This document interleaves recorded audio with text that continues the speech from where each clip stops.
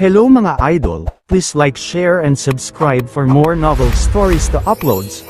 Harvey Yorks, nagkamali kayo ng inapi. Bago tayo magpatuloy, shoutout po sa inyong mga idol sa patuloy sa pagsuporta sa ating YouTube channel JC Entertainment. Maraming salamat po. Kabanata 1221.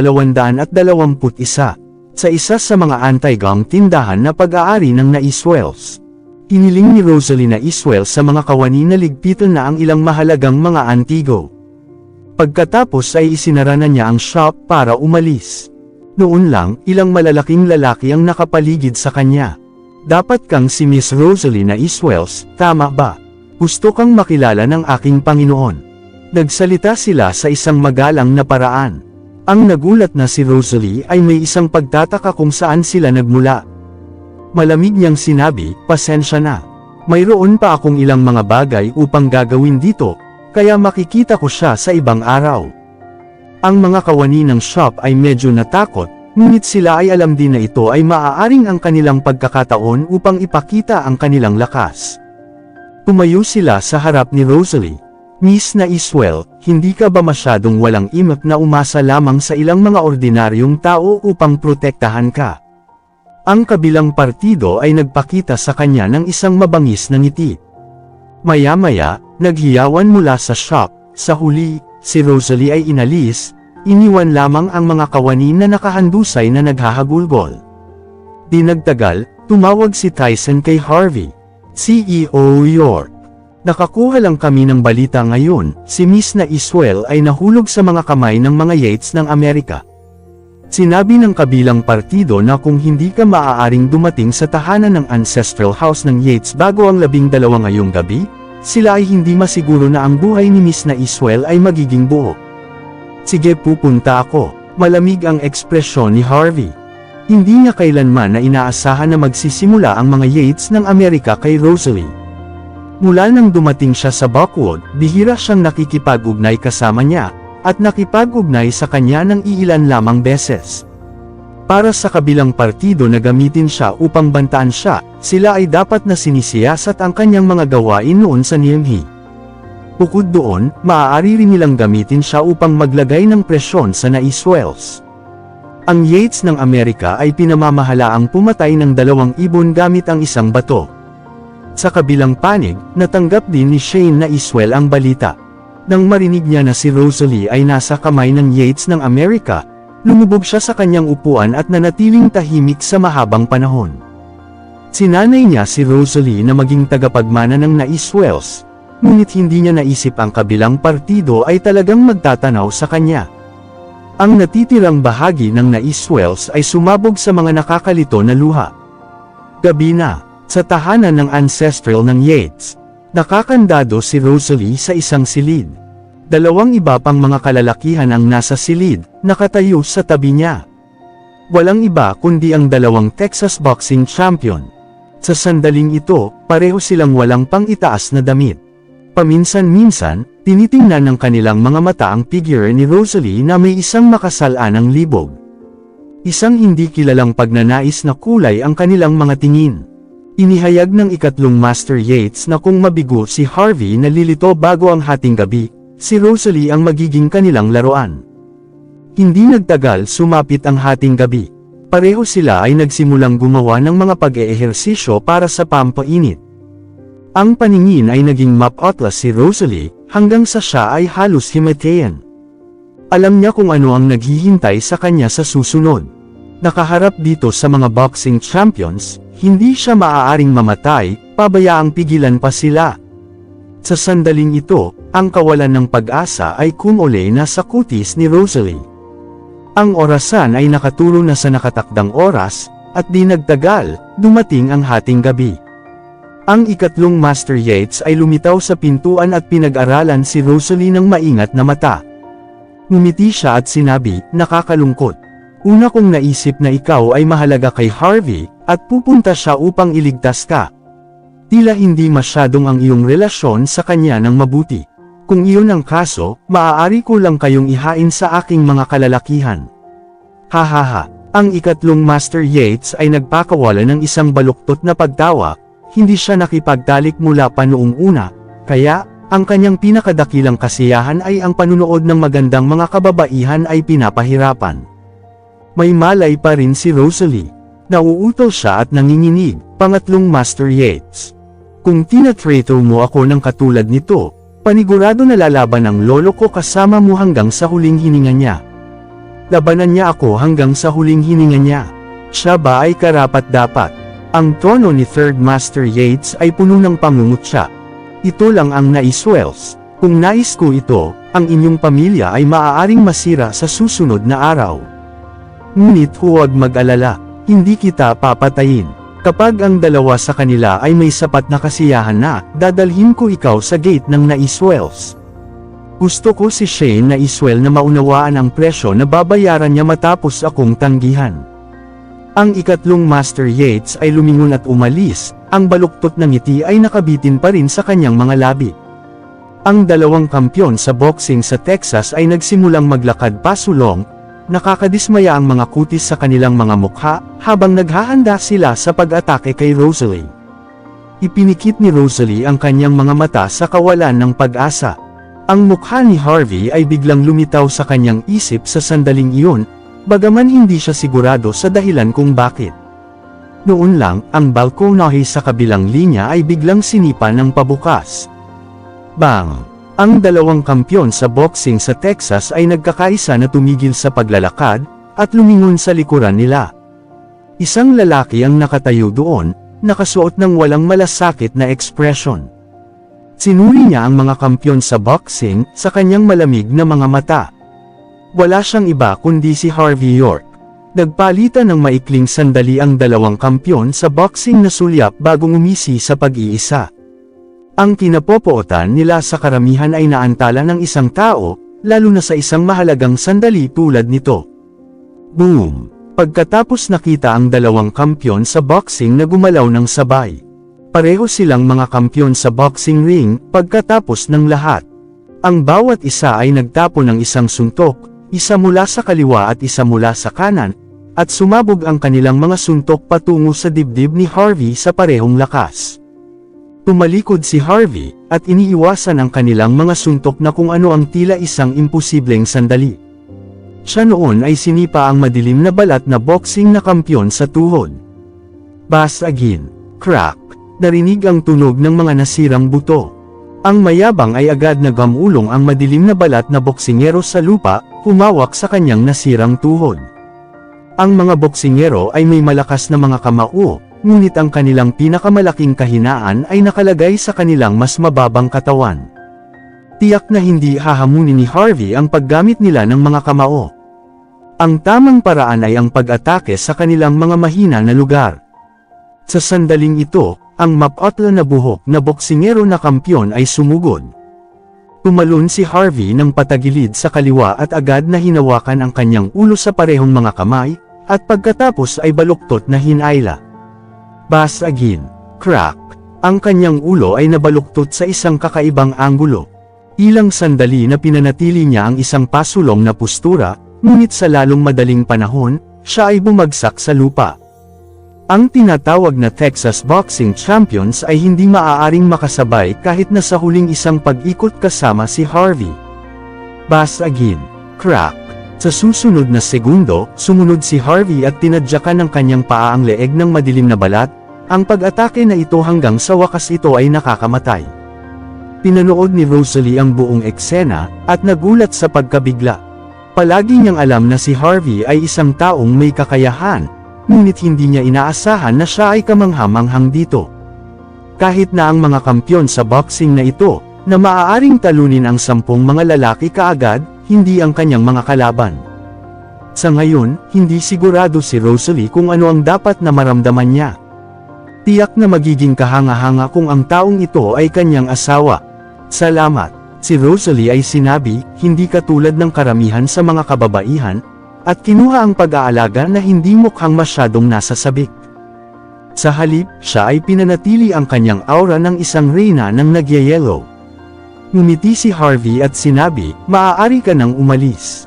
Walang problema. Tumango si Rosalie, inalis siya ni Harvey, at umalis sila at dumaan sa bintana. Sa sala ng bahay ng ancestral ng Yates. Ang ikatlong Master Yates ay napapikit ng kanyang mga mata habang siya ay umiinom ng kanyang tsaa. Makalipas ang ilang oras, nagtataka siya, bakit ang dalawang kampyon sa boxing na ito ay banayad sa oras na ito? Bakit hindi ko pa naririnig ang anumang mga hiyawan? Tumawa si Butler Yates, na nakatayo sa tabi niya. Pangatlong guro, minsan, ang dalawang iyon ay nais na pumatay muna bago ito makuha. Kahit na walang tunog, ito ay perpektong normal. Ang Yates ng Buckwood, na naglilingkod sa pamamagitan sa gilid, ay napangiwi. Ang mga underlings ng ikatlong Master Yates ay kakilakilabot. Sila na nakagawa ng mga hindi normal na kilos. Gayunpaman, wala sa kanila ang nang-ahas na ipahayag ang kanilang mga saloobin bago ang ikatlong Master Yates. Sa halip, sila nagpapakita ng isang ngiti at nakaka-relax. Ang paraan ng mga kalalakihan ni Master Yates ay gumagawa ng mga bagay ay talagang lampas sa isang imahinasyon. Gayunpaman, ito pa rin ay ang sentro ng Buckwood. Magandang bagay na walang mga hiyawan. Kaya nating maiiwasan ang mga hindi kinakailangang problema. Sinulyapan sila ni Butler Yates at nag-snap ng hamog na nagyayelo, mapang-akit. Kailan ang ikatlong Master Yates ay hindi kailanman natatakot sa gulo. Hindi mahalaga kung may nakakarinig ng tunog, ito lamang ang Buckwood. Sino ang maglakas loob na pigilan ito? Oo, sinabi namin ang maling bagay, sobrang natakot ang mga Yates ng Buckwood, na halos gusto nilang mawala sa lugar. Sa kanila, ang ikatlong Master Yates ay isang moody at nakakatakot. Hindi sila nang ahas na dumulas at sabihin ang maling bagay, dahil sa takot na magtatapos sila ng kakilakilabot. Hindi nagalit ang ikatlong Master Yates. Sa halip, sinabi niya na may masigasig na interes, hindi ba talaga si Harvey ay mayabang? Hindi ba siya napaka-mainitan ang ulo? Pwede ba na siya ay makakaramdam ng takot minsan? Ngumiti si Butler Yates. Pangatlong Master, nasira namin lahat ang mga buto ni George Sable at Old Niner kagabi. Narinig ko na ang dalawang ito ay ilan sa kay Harvey na mga taga-suporta. Ngayon na natapos na sila sa ganoong estado, tiyak na hindi na siya manggahas na magpakita. Kahit na mayroon siyang lakas ng loob, marahil wala. Hahaha, katulad ni Third Master Yates at ang kanyang mga tauhan ay nakabalot sa kanilang pagmamataas, isang tao ang pumasok upang maipasa ang isang mensahe. Ang Naiswells ay nagkaroon na dumating. Hey, ang Naiswells. Papasokan sila. Lumitaw si Shane kasama ang ilang mga Naiswells. Ang kanilang mga kutis ay madilim. Ang ikatlong Master Yates ay umisi habang siya ay nagsalita. Master Naiswell, kung naaalala ko ng tama, dapat kang tumayo sa kabaligtaran at kumilos bilang aking kaaway. Upang makarating sa aking lugar ngayong gabi, hindi ka ba natatakot na baka patayin kita? Pagkatapos ay muli, ang iyong apo ay talagang walang katulad kahit na siya ay babae. Nagpadala na ako ng isang mensahe sa kay Harvey, ngunit tila wala siyang lakas ng loob na dumating. Kung ikukumpara sa kanya, ang mga Naiswells ay higit pang kawili-wili. Nakakatawa ang mukha ni Shane. Pangatlong Master Yates, kami ay negosyante.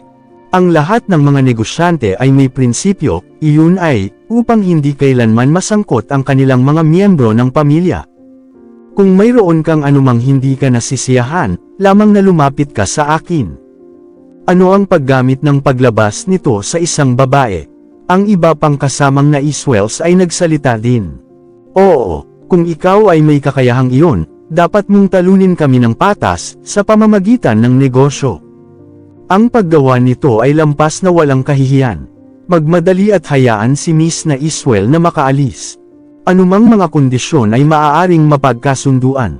Sumagot sa kanila ang ikatlong Master Yates, na nakangiti pa rin, maaaring hindi mo maintindihan kung paano kami ang American Yates na kumilos. Palagi naming dinudurog ang aming mga kalaban ng paisa-isa, at lagi naming tinitiyak na nagdurusa sila. Kasama kayong lahat, dahan-dahan kong pahirapan ang bawat isa sa inyo hanggang kamatayan. Si Rosalie lang ang simula. Sa mga salita ni Third Master Yates, lahat ng mga Naiswells ay lumala ang mga kutis. Alam din nila ang estado na sinapit ni na George Sable at Old Niner. Ang pag-iisip na ang kanilang mga buto ay nadurog, isa-isa, ay sapat na upang manginig ang mga ito. Kakilakilabot. Ang ikatlong Master Yates ay masyadong nakakatakot. Ang pinakamahalaga, mayroon siyang mga pribilehiyo na diplomatiko. Kahit na ang korte ay maaaring walang magawa laban sa kanya, pinakamahusay, maaari siyang maipadala pabalik sa Amerika para sa paglilitis. Gayunpaman, ang Amerika ang kanyang baluarte. Kahit na ipinadala siya pabalik, mayroong isang mataas na posibilidad na gagawin niyang simpleng malaya. Ito ang dahilan sa likod ni Third Master Yates na pagmamataas. Biglang napagtanto ni Shane ang isang bagay. Hiningi niya sa isang matigas na tono, "Ikaw, ano ang ginawa mo sa aking apo? Ang iyong apo, wala akong ginawa sa kanya. Sa kabaligtaran, marami siyang naitulong sa akin." Ang pangatlong Master Yates ay ngumisi muli. Tulong. Natigilan si Shane sa isang iglap na nasasaktan. Tinutulungan niya akong maglingkod sa aking dalawang Texas boxing champion ng maayos. Ang ganitong kagandahan ay dapat gawin ng mga ito na masaya sa pisikal at mental. Ang pangatlong Master Yates ang ngiti ay naging malamig. "Ikaw," nagalit si Shane. "Oh, tama, nasa silid siya sa sulok ng koridor. Pumunta at tingnan para sa iyong sarili." Ang pangatlong Master Yates ay itinuro ang lokasyon na may ngiti. Mayroon siya na walang balak na pigilan sila. Ang paggawa ng ganitong uri ng bagay ay isang paborito niya. Ang pagpapalam sa pamilya ng biktima kung paano ang biktima ay nasira. Ang nasabing pagpapahirap ay hindi mabilang na beses na malupit kaysa sa simpleng talunin sila. Ang lahat ng mga naiswells ay sumugod sa lokasyon. Sumunod din ang pangatlong Master Yates. Ang kanyang mga kamay ay nakatiklop ng casual sa likuran niya. Inaasahan niyang makita kung ano ang mangyayari sa susunod. Hindi inaasahan, nang buksan ni Shane ang pintuan sa silid, na sorpresa ang kulay ng kanyang mukha. Napansin ito, bahagyang sumimangot ang ikatlong Master Yates. Inaasahan niyang makita agad na gumuho si Shane, o marahil kahit na mamilipat sa kabaliwan, sa halip na pagtanggap ng isang bahagyang pagkabigla. Pwede ba na ang dalawang tanga na iyon ay hindi pa kinuha ang pagkilos? Ang ikatlong Master Yates ay medyo nagalit, ngunit nang makarating siya sa pintuan ng silid, siya ay natigilan. Ang dalawang kampyon sa boxing ng Texas ay nakahandusay sa sahig. Ang isa sa kanila, ang kanyang ulo ay nabaluktot sa isang awkward na anggulo, habang ang isa pa ay naputol ang kanyang Adam's apple sa leeg. Pareho sila ay nahulog sa trahedya ng pagkamatay. Boom! Ang pangatlong Master Yates, Butler Yates, at lahat na naruroon ay parang tinamaan ng kulog. Ang dalawang kampyon sa boxing sa Texas ay talagang namatay tulad ng isang tahimik na paraan. Paano posible iyon? Gaano kalakas ang dalawang ito? Ang lakas nila ay sinabi upang kayang makipagkumpetensya sa Arms King ng American Delta Force. Gayunpaman, para sa kanila na mamatay ng tahimik. Gaano kalakas ang taong iyon na may pananagutan? Maaaring sabihin ni Shane kung ano ang marahil ang naganap. Ang isa lamang sa bakod na maaaring iligtas si Rosalie nang tahimik ang lalaking iyon. Nagdial si Shane ng numero ni Rosalie, at lahat ng naiswells ay kasalukuyan pinakawalan ang isang buntong hininga ng kaluwagan. Kahit na nasa panig sila ng Sky Corporation, ang kanilang mga puso ay puno pa rin ng takot. Gayunpaman, ang eksena na ito ay nagbigay sa kanila ng tulong na kumpiyansa. Sa likuran, ang mga Yates ng Buckwood ay lubos na nababaliw. Hindi sila naniniwala, kailan nagkaroon ng gayong makapangyarihang tao sa Buckwood. Nagawa niyang patayin ang dalawang Texas boxing champion sa tahimik na paraan. Ang ikatlong Master Yates ay hindi tanga. Mabilis niyang naintindihan ang taong responsable para dito.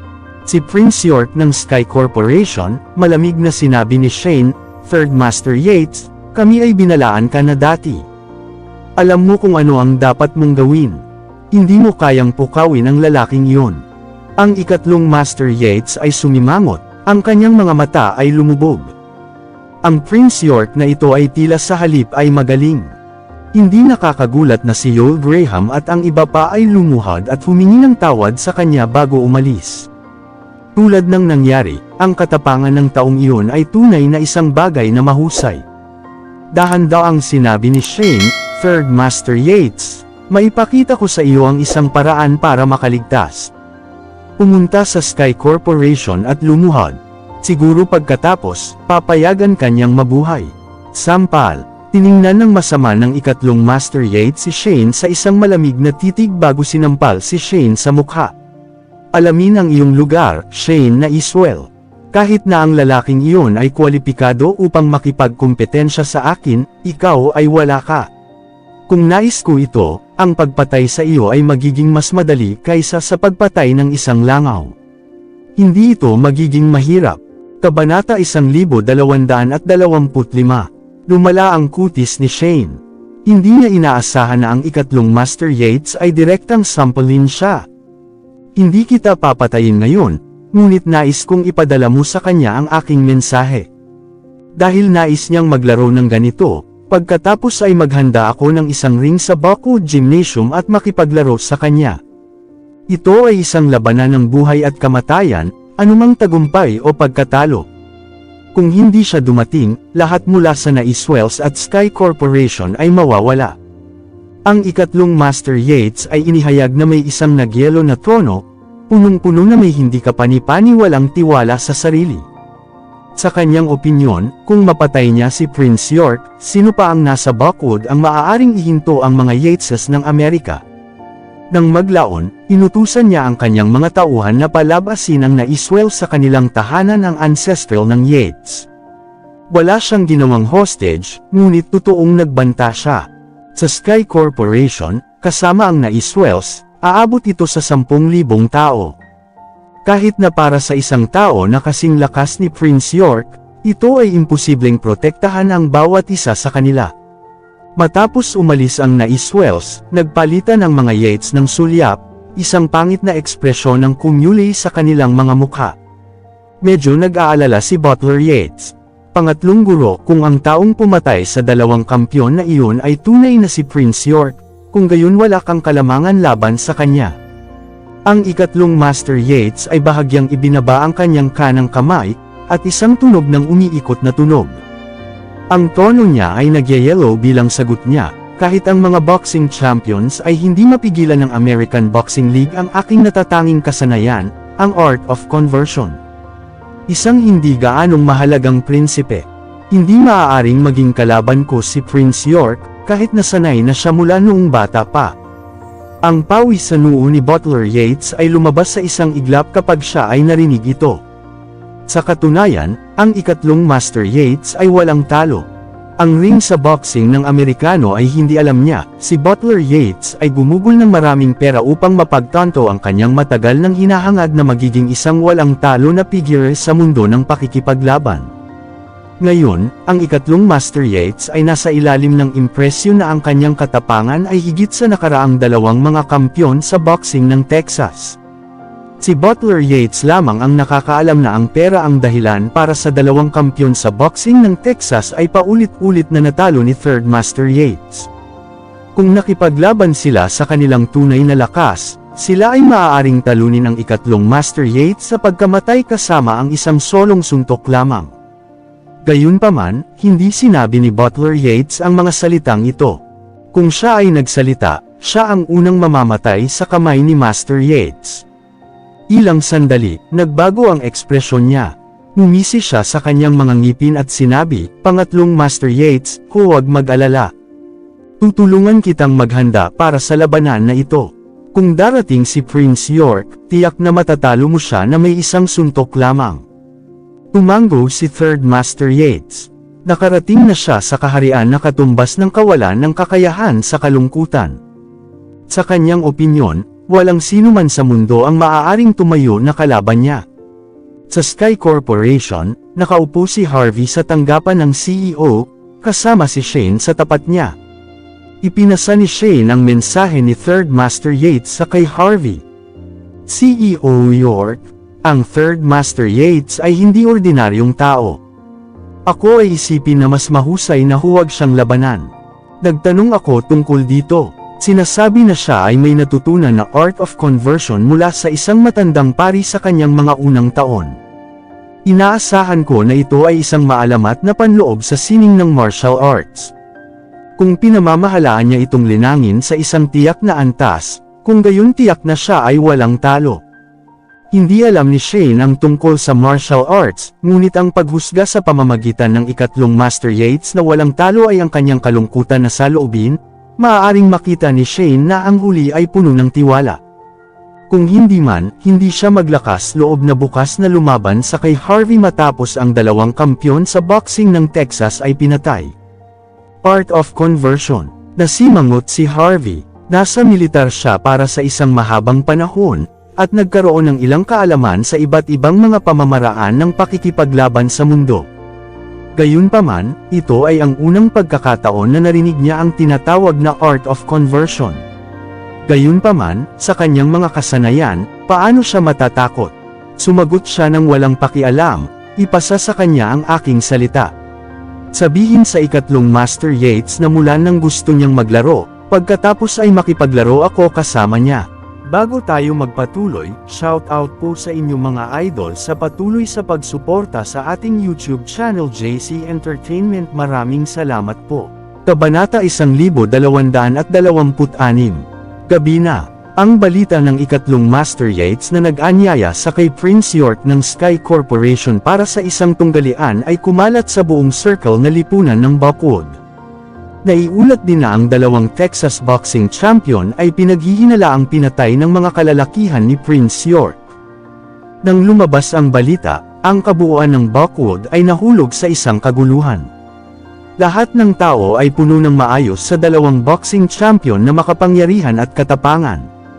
Kahit na ang mga kilalang figure tulad nina George Zabel at Old Niner ay dinurog ang kanilang mga buto ng madali. Ito ay patunay ng kanilang mga kasanayan, ngunit dahil ang mga kalalakihan ni Prince York ay pinamamahalaang upang alisin ang dalawang kampyon sa boxing, ipinahiwatig nito na si Prince York ang katapangan ay mas malakas. Sa kabila nito, bakit ang ikatlong Master Yates ay walang pasubali na humihiling ng isang tunggalian mula sa kay Prince York, kahit na ang pagpunta upang mag-set up ng isang ring match? Ang isang tao ay madaling mas mababa sa kung ano ang ibig sabihin nito. Siguro, ang ikatlong Master Yates ay aalisin si Prinsipe York. Kahit saan sa Buckwood, iba't ibang uri ng tsismis ay umugang ang tungkol sa. Narinig nila na ang ikatlong Master Yates ay ilang beses na natalo ang kampyon ng American Boxing League na may galaw lamang ng 3 galaw. Ang dalawang kampyon sa boxing sa Texas ay hindi maaaring dumaan sa kalahati ng isang hakbang laban sa ikatlong Master Yates. Kabilang sa mga Yates ng Amerika na napunta sa Buckwood, ang ikatlong Master Yates ang pinakamalakas. Hindi nakakagulat na siya ay mayabang. Lumingon, siya ay tulad ng isang malakas at maimpluwensyang figure. Hindi ko pa naririnig ang pakikipaglaban ni Prince York. Kung siya ay pumasok sa ring kasama ang third Master Yates, hindi kaya siya magpakamatay. Ang lahat ng mga uri ng tsismis ay kumalat sa lahat ng dako. Hindi gaano kasikat si Prince York, ang kanyang katapangan ay inilalapat lamang sa mundo ng negosyo. Gayunpaman, hindi sinasadya ng ikatlong Master Yates na makipagkumpetensya kay Prince York sa mundo ng negosyo. Sa halip, nais niyang i-duel si Prince York sa boxing ring. Ito ay isang okasyon kung saan ang mga tao ay maaaring mamatay kahit kailan o anong oras man. Ang bawat tao sa Buckwood ay nakaupo sa pag-asa, naghihintay para sa araw ng tunggalian na dumating. Ang ikatlong Master Yates ba ay dapat nadurugan si Prinsipe York? Masisira ba si Prince York hanggang kamatayan sa boxing ring? Ang kinalabasan ay magdadala ng mahusay na mga pagbabago sa mga itaas na circle ng Buckwood. Sa araw ng tunggalian, si Buckwood Gymnasium ay uningay sa mga tsismisan. Alam ng buong Buckwood na magkakaroon ng boxing ring sa gymnasium ngayon, dahil sa hype na nilikha ng mga Yates. Sa dalawang panig ng ring, isang panig ang kumakatawan sa mga Yates ng Amerika. Ang iba pa, ay Sky Corporation, kahit na hindi ito malinaw na sinabi. Tila ito ay ordinaryong arena na katumbas ng hinaharap ng pamayanan ng negosyo ng Buckwood. Ang mga ordinaryong tao ay hindi karapat-dapat na pumasok sa gymnasium. Gayunpaman, ang karamihan sa mga pangitaas na klase na nasa circle ng Buckwood ay dumating. Ang mga nakakaalam ng totoong pagkakakilanlan ni Harvey ay nagtipon sa paligid. Ang kanilang mga kutis ay kakilakilabot. Tumingin si Yoel Graham sa kay Third Master Yates, na nakaupo sa VIP table. Nag-uling siya at dahan daw ang sinabi, "Master na Iswell, ano sa palagay mo ay mananalo ngayon sa tunggalian? Mawawala ba si Prince York?" Sabi ni Shane, "Sana hindi.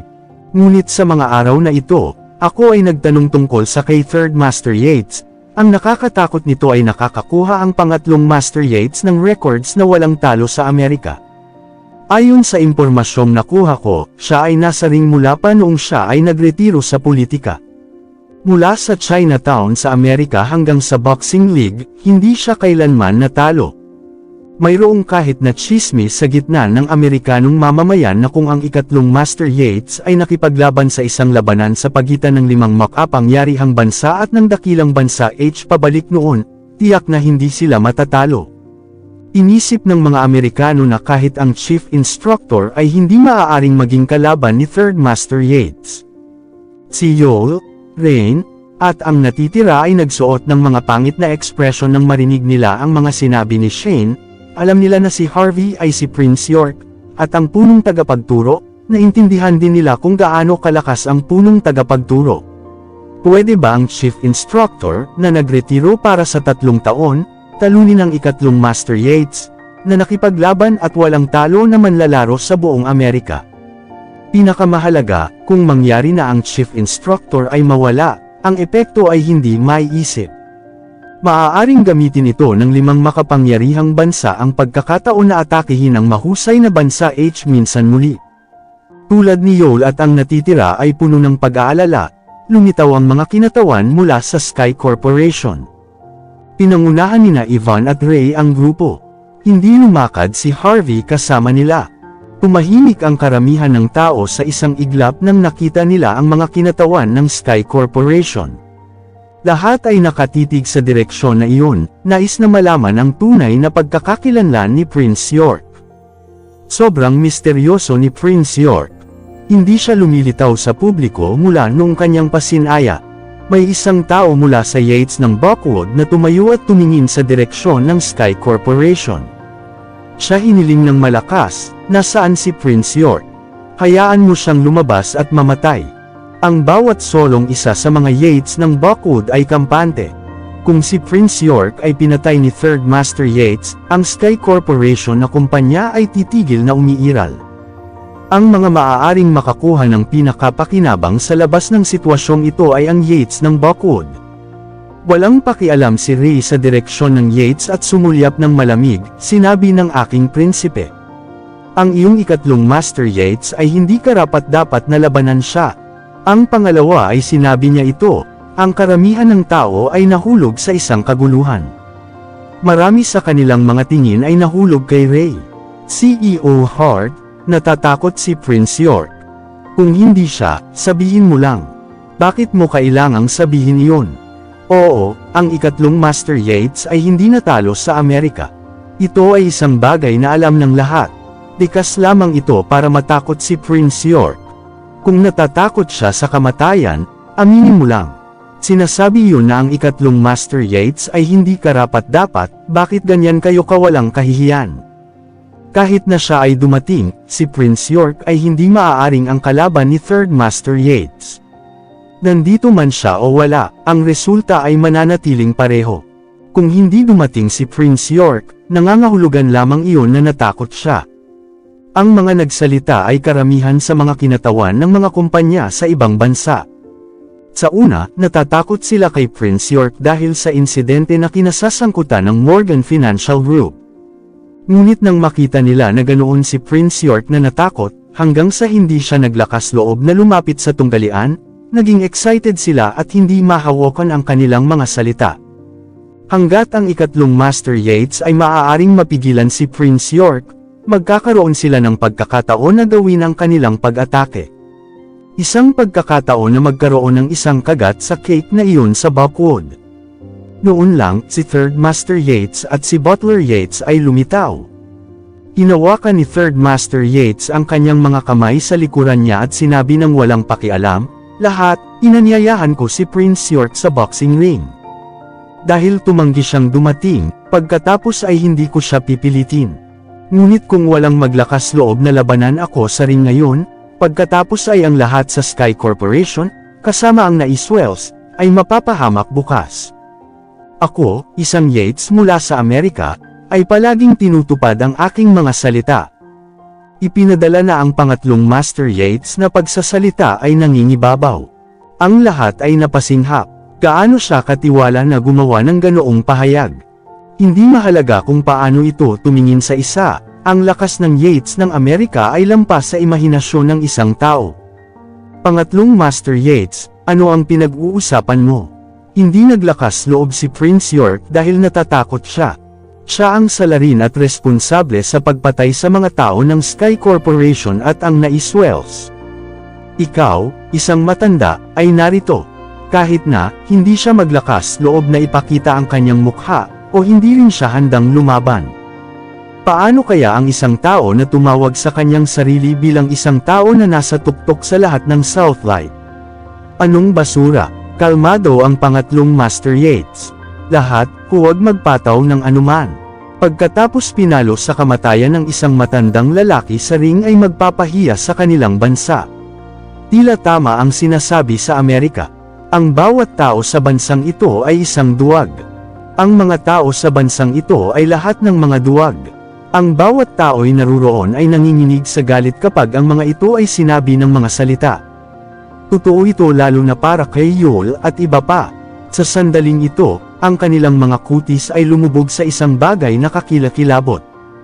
Ang mga salita ni Third Master Yates ay katulad ng pagmura sa kanila, ngunit kung hindi magpakita si Prince York upang lumaban ngayon, hindi lamang mawawalan siya ng reputasyon, ngunit mangyayari din itong kahihiyan sa Great Country H. Maaari ring makaapekto ito sa katayuan ng dakilang bansa H sa mga mata ng internasyonal na pamayanan. Ang ilang mga lokal na pamilya mula sa Buckwood ay hindi makakatulong ngunit bumangon. Prinsipe York, dahil nang ahas kang pukawin ang pangatlong Master Yates, kailangan mong labanan siya ngayon. Tama iyan. Kung hindi, hindi lamang ikaw ang mapapahiya sa iyong sarili, ngunit mapapahiya rin ang mahusay na bansa H. Gaano katindi ang isang taong katulad mo na sinasabing numero 1 ka sa lahat ng Southlight? Isang malaking biro, lahat ay sumipa sa isang bagyo, laban kay Prince York, na hindi nagpakita sa lahat. Nakalimutan nilang lahat, ang boxing ring na ito ay na-set up ni Third Master Yates. Si Prinsipe York ay hindi kailanman tumugon sa kanya. Ang pinakamalaking kadahilanan na nagsalita ang mga taong ito para sa kay pangatlong Master Yates ay dahil sa kanyang mga aksyon sa pangangibabaw na pinigilan ang mga pamilya at mga negosyo na pinili na manatiling neutral. Ngayon na sa wakas ay nakahanap sila ng isang pagkakataon upang tumayo sa linya, natural kailangan nilang ipakita ito. Kung natatakot si Prince York, kahit sino mula sa Sky Corporation ay malugod na tinatanggap na lumaban. Ewan ko ba? Ang ikatlong Master Yates ay dahan daw ang nagsalita, may suot na matagumpay ng ngiti. Nasiyahan din si Butler Yates. Mas mainam kung hindi lumaban si Prince York ngayon. Ang ikatlong Master ay maaaring agad na makontrol ang Sky Corporation na may kapangyarihan ng mga Yates ng Amerika. Pagkatapos, magiging mas madali para sa kanila na kumilos. Sinabi ni Third Master Yates maaari mong hayaan ang sinuman na lumapit at makipaglaban. Kung walang maglakas loob na lumabas, pagkatapos ay sa malapit na hinaharap, ang Sky Corporation ay dapat na lumabas sa Southlight. Oo, ang Southlight ay hindi na kailangan para sa tulad ng isang nakakahiyang pangkat. Agad na ibinaba ang Sky Corporation. Sa sandaling ito, kapwa sina Ray at Yvonne ay nagsuot ng sobrang pangit na ekspresyon. Tulad ng malapit nang magsalita si Ray, lumitaw si Harvey mula sa isang tabi. Itinaas niya ang kanyang ulo at tumingin sa kay Third Master Yates, na nakatayo sa mataas na platform, kasama ang isang kalahating ngiti. Sinabi niya nang walang pakialam, si Prince York ay tama. Hindi mo nararapat na labanan siya. Ngunit kung nais mong lumaban, maaari akong makipag-away sa iyo sa ngalan ni Prince York. Natigilan ang hitsura nila sa kay Harvey ang buong karamihan. Maya-maya, itinuro nila at sinumpa siya. Umalis ka dito. Isa ka lang sa live-in-in-law. Wala kang karapatang lumaban. Alam mo ba ang pagkakakilanlan ng Third Master Yates? Wala ka ring karapatang maging kanyang dilaan ang kanyang sapatos. Gayunpaman nais mo pa ring labanan ang marangal na ikatlong Master Yates. Sira ulo ka. Hindi ka ba natatakot na ang ikatlong Master Yates ay magpapadala sa iyo sa paglipad sa isang sampal lamang, kung manggahas kang pumasok sa ring? Wala gaanong pakialam si Harvey sa kanilang mga panunuya. Sa halip, nagkibit-balikat siya at sinabi, narinig ko na ang ikatlong master ang kanyang tinaguriang mga records na hindi natalo ay binili lamang ng pera. Ano ang isang pandaraya? Ano ang karapatan niya upang lumaban laban sa kay Prince York? Ang pahayag ni Harvey ay naging matigas ang mukha ng lahat. Walang kaparirikan. Pamilyar ka ba sa Third Master Yates na katayuan at pagkakakilanlan? Paano kaya ang ganoong bagay ay maging peke? Brat, sinusubukan mong siraan ang ikatlong Master Yates na reputasyon, tama? Gusto mo bang mamatay? Nakaharap sa galit ng karamihan, sinabi lang ni Harvey, totoo man o hindi, malalaman natin sa sandaling lumaban tayo.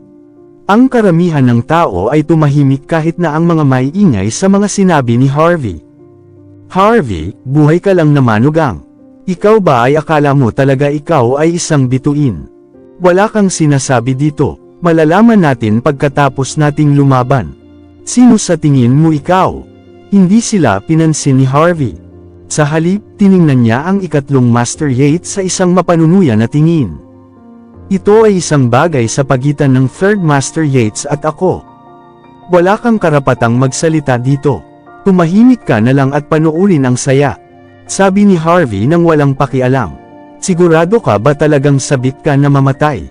Ang pangatlong Master Yates ay tumingin kay Harvey, ang kanyang mga kamay sa kanyang likuran.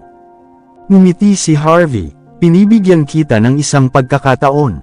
Kung mahulog ka sa pamamagitan ng aking kamay, hindi mo na kailangang lumuhad o gumapang, ako ay aminin ang iyong mga pagkakamali. Napasinghap, ang mga manunood ay nanlambot matapos makinig sa mga salita ni Harvey. Ang live-in na manugang na ito ay tiyak na hindi alam kung saan siya nakatayo. Talagang nanunuya siya sa ikatlong Master Yates sa harap ng napakaraming tao. Hindi ba niya alam na maaaring pumatay ang ikatlong Master Yates sa kanya na may isang solong sampal lamang?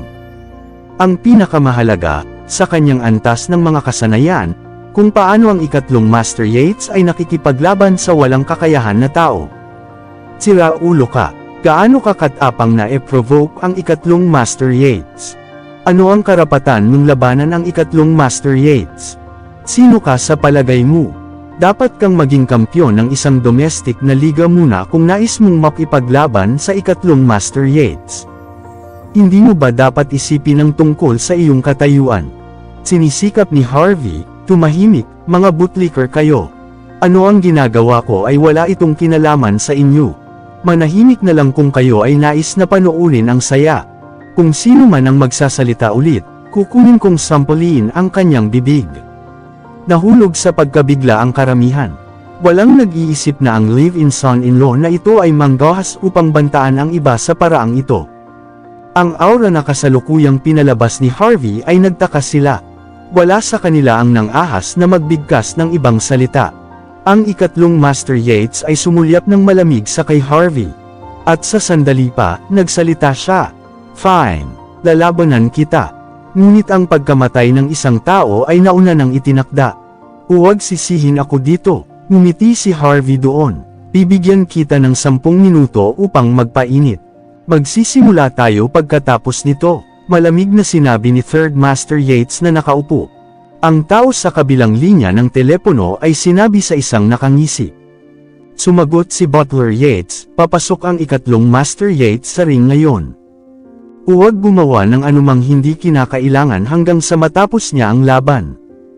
Kapag ang dalawang babaeng iyon ay hindi nakapakipakinabang, kukunin kong bigyan kayo ni Third Master Yates sa inyo bilang mga laruan.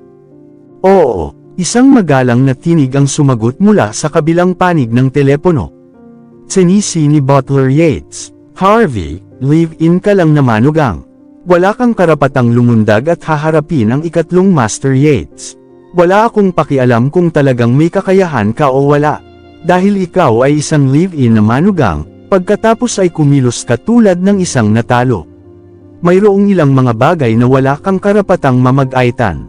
Kabanata 1230. Sa labas ng Buckwood, sa isang bodega, na puno ng basura.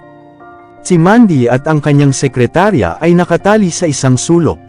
Papaalis sila noon sa Regency Enterprise kaninang umaga, nang sila ay hinarang. Hindi pa rin sila clueless kung ano ang nangyayari. Inayos ang mga kalalakihan ni Tyson upang protektahan sila ng tahimik. Kaya, kahit na si Tyson ay hindi pa nakatanggap ng balita sa nangyari. Sa labas ng bodega, isang taong Olandes ang nakaupo. Isang malamig na aura ang nagliliwanag mula sa kanya, siya ay parang isang veterano na sundalo na nasa larangan ng digmaan. Siya ay tumapon ng ilang vodka, paminsan-minsan at lumingon sa kay Mandy at sa kanyang sekretarya. Ang dalawang babaeng ito ay hindi masama. Nakakahiya na hindi ko magawang hawakan sila ngayon. Kung hindi man, magiging masaya ito. Nagsisisi siya. Si Butler Yates ang kanyang nakahihigit.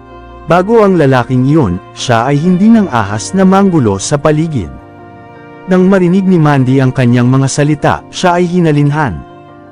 Hindi niya alam kung ano ang nangyayari, ngunit doon ay umaasa pa rin hanggat hindi siya hinawakan ng mga lalaking ito o ang kanyang sekretarya. Samantala, ang ilang higit pang mga blondie na lalaki ay pumasok mula sa pintuan. Nakatitig sila sa parehong kay Mandy at sa kanyang sekretarya na puno ng pagnanasa, na dumadaloy sa buong katawan nila. Boss, matagal ko nang narinig ang tungkol dito. Ito ang mga kababaihan ng bansa ay kilala na maganda. Kaya nilang ihambing sa mga mabaho na hags sa ating bansa. Pwede bang makipaglaro sa kanila?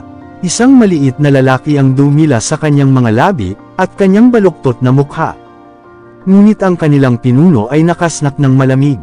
Nakalimutan mo na ba ang mga order ni Butler Yates? Hindi natin maaaring hawakan ang mga babaeng ito hanggang sa matapos ang buong bagay. Kapag natapos ang lahat, ang dalawang babaeng ito ay magiging laruan natin. Ngumiti ang maliit na lalaki. Boss, narinig ko ang babaeng ito ay lihim na kasintahan ni Prince York. Si Prince York ang numero 1 lalaki sa buong Southlight. Ito ay isang karangalan na magagawa nating maglaro sa kanyang babae. Sa palagay ko dapat tayong gumawa ng pagkilos ngayon. Kung tayo ay mamiss ang pagkakataong ito, hindi na magkakaroon ng iba pang pagkakataon. Ang mukha ng pinuno ay tumigas ng bahagya sa mga salitang ito. Maingat niyang pinag-aralan si Mandy, isang makabuluhang ekspresyon sa kanyang mukha. Sa kanya, natutulog kasama ang isang malaking shot na babae na isang bagay na dapat ay ipagmalaki. Gayunpaman, hindi siya nang ahas na manggulo sa paligid ng walang mga order mula sa kay Butler Yates. Isang limpong figure na nakayakap sa ang buong katawan niya na nakabalot sa mga bendahe, at gumagamit siya ng mga saklay. Isa lamang sa kanyang mga mata ang nakalantad, kapag ang kanyang linya ng paningin ay nahulog sa kay Mandy, na puno ang puot ang isang mata niya. Siya ay ngumiti ng mapait, Boss Edward. Kung interesado ka sa babaeng ito, puntahan mo lang. Ako na ang bahala kay Butler Yates. Malamig na sumulyap si Edward sa bagong dating. Umakbang siya at sinampal ang naka-bandaged na lalaki. Sampal, sinisi niya, brat, alipin ka lang. Tumigil ka sa pagligaw sa akin. Kung may nangyari sa kanya, si Butler Yates ay masisira ako. Napangiwi si Edward nang isipin niya si Butler Yates ang kanyang mga pamamaraan. Maliban kung iniutos, hindi siya maglakas loob na lokohin. Ang naka-bandaged na tao na nahulog sa lupa ay nakumbinsi sa sakit. Patuloy niyang sinasabi, Boss Edward, ako lang iniisip ay iniisip ka. Kung hindi mo gusto ito, basta magpanggap ka lang na wala akong sinabi. Tinakpo niya ang kanyang mukha at lumabas sa labas ng bodega. Pagkatapos lamang ay maingat niyang tinanggal ang bendahe sa kanyang mukha. Ito ay si Zack Zimmer. Matapos gumastos ng ilang buwan sa ipinagbabawal na lugar sa mga bundok na kabilang sa pamilyang G ng Mordo. Sa wakas ay nakahanap siya ng isang pagkakataon upang makatakas. Ang karanasan ay masyadong hindi mapigilan para sa kanyang pagbabalik. Napunta pa siya sa isang pagkalumpo. Pagbalik sa Buckwood, ang naisip lamang niya ay upang makakuha ng paghihiganti kina Harvey at Mandy. Isinusumpa niya ang dalawang iyon, nahulog siya sa estado na ito. Bago tayo magpatuloy, shoutout po sa inyong mga idol sa patuloy sa pagsuporta sa ating YouTube channel JC Entertainment. Maraming salamat po. Kabanata 1231. Unti-unti, lumipas ang oras sa loob ng Buckwood Gymnasium. Di nagtagal, 10 minuto ang lumipas. Sa ngayon, ang ikatlong Master Yates ay nakatayo na sa loob ng boxing ring na naghahanda. Tulad ng malapit nang pumasok si Harvey, ang kanyang telepono ay tumunog ng isang abiso. Kinuha ni Harvey ang kanyang telepono nang walang labis na naisip, at nakita ang isang larawan. Sa loob nito ay si Mandy at ang kanyang sekretarya, nakagapos na nakaupo sa loob ng isang maruming silid. Agad-agad, ang mukha ni Harvey ay nagdilim sa isang masamang ekspresyon. Ang hangarin na nakamamatay ay lumabas sa kanyang buong pagkatao. Ang hindi marunong at mataas at malakas na pangatlong Master Yates biglang natagpuan ng hangin sa paligid niya na nagiging malamig, at isang hindi sinasadyang ginawin siya. Lumapit si Butler Yates kay Harvey na may makabuluhang ngiti. "Harvey York, inaasahan kong maibibigay mo ang iyong makakaya laban sa aking Panginoon. Ipakita sa amin ang espiritu ng pakikipaglaban ng bansa H."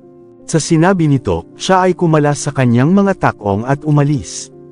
Medyo kumapit ang mga mata ni Harvey. Ito ay isang malinaw at walang kabuluhan na banta. Nang makarating ang larawan sa kay Harvey, si Butler Yates ay agad na sumulong. Halata ang implikasyon, nais niyang matalo si Harvey. Hindi lamang iyon, kailangang matalo ng patas at walang daya si Harvey. Kung hindi man, si Mandy ay nasa malubhang panganib. Si Harvey ay walang kabuluhan kung paano nahulog si Mandy sa mga kamay ng oposisyon, ngunit hindi niya kayang ituring ito bilang maling impormasyon.